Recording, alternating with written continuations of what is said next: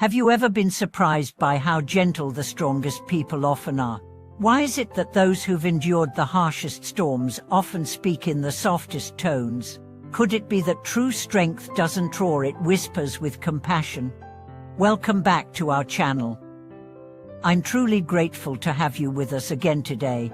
We are diving into a topic that could not be more relevant in a world that often mistakes cruelty for power and indifference for maturity.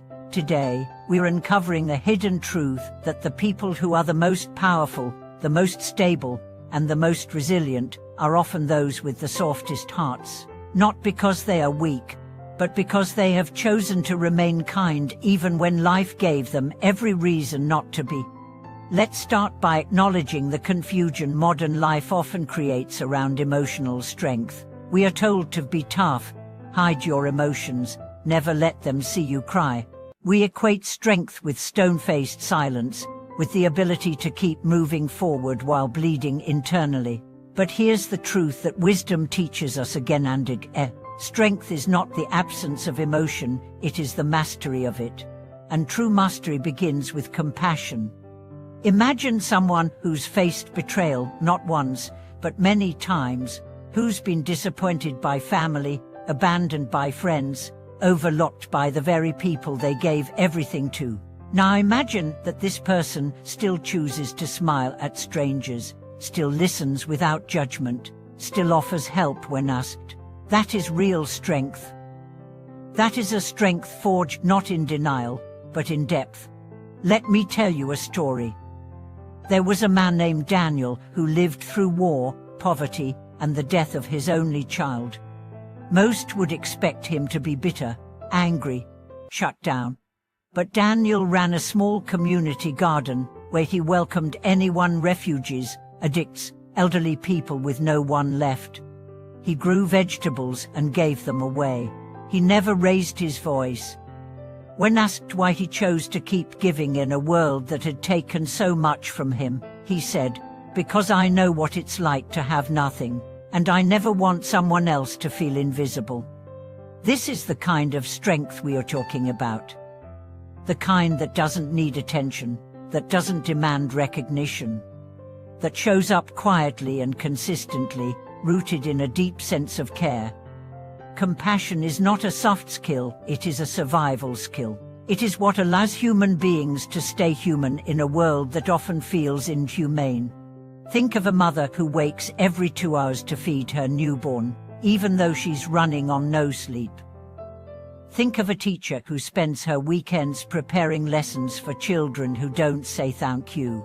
Think of a volunteer who sits with the dying, offering comfort in their final moments.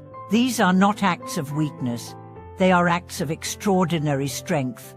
And here's the paradox, the people who have the most to complain about often complain the least. Why?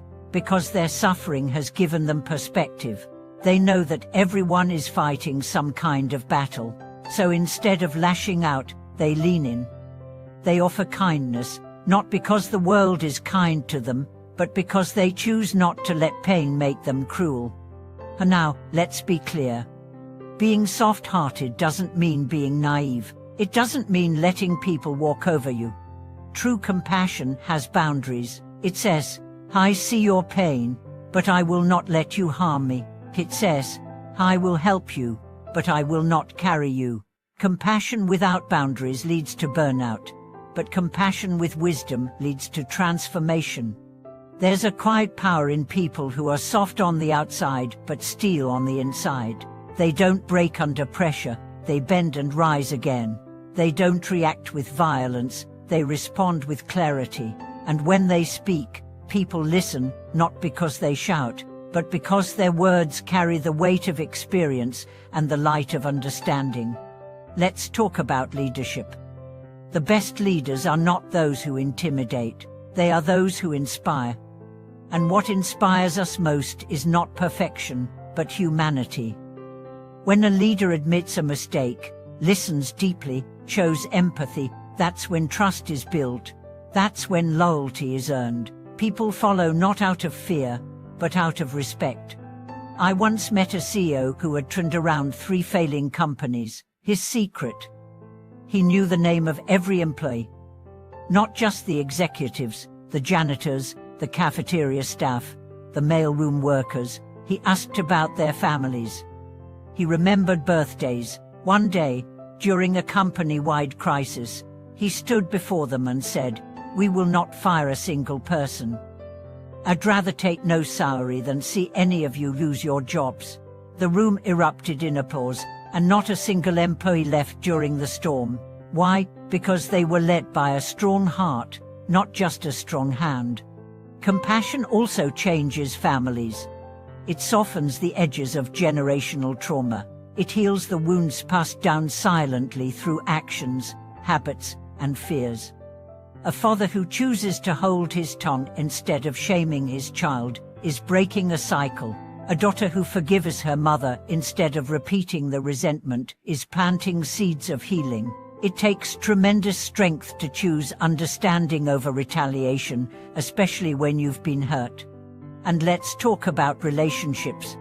The best ones aren't built on flawless compatibility. They're built on mutual grace and the ability to say, "I'm here for you even when you're difficult," on the willingness to stay when it's inconvenient, on the courage to forgive when it's undeserved. Love without compassion is performative, but love with compassion, it's alchemy. It turns pain into connection, conflict into intimacy, silence into music. So what makes someone develop a soft heart? Often, it's the hard times. It's the loss that teaches presence. It's the grief that teaches gratitude. It's the loneliness that teaches listening. It's the betrayal that teaches boundaries. The people who walk through hell and still choose heaven, those are the people whose softness is their greatest strength. Compassion is not weakness. It's the most radical form of resistance in a world that teaches us to numb out. When you choose to feel, when you choose to care, when you choose to stay open, you are doing something revolutionary. You are choosing to be fully alive. And don't think for a moment that this softness goes unnoticed. It leaves a legacy. A grandmother who always made time to listen, a friend who never gave up, a mentor who saw your potential where no one else did. These are the people we remember, not because they had money or fame, but because they made us feel safe, seen, and significant. Here's the truth. When people look back at their lives, they don't remember how fast you were. They remember how kind you were. They don't recall how many arguments you won. They recall how you made them feel. Your softness is not something to hide. It's your superpower. So to all the soft-hearted warriors out there, keep going, keep giving, keep being the light in a dark room. Keep choosing tenderness in a tough world. You are not too sensitive. You are exactly what this world needs. Thank you for watching this video. If this message spoke to your heart, please share it with someone who needs to be reminded that their softness is sacred. Comment below with your stories of compassion, your experiences with strong yet gentle people, and your hopes for creating a kinder world. And don't forget like, subscribe, and help us spread this message. Let's build a community where strength and softness walk hand in hand. See you in the next one.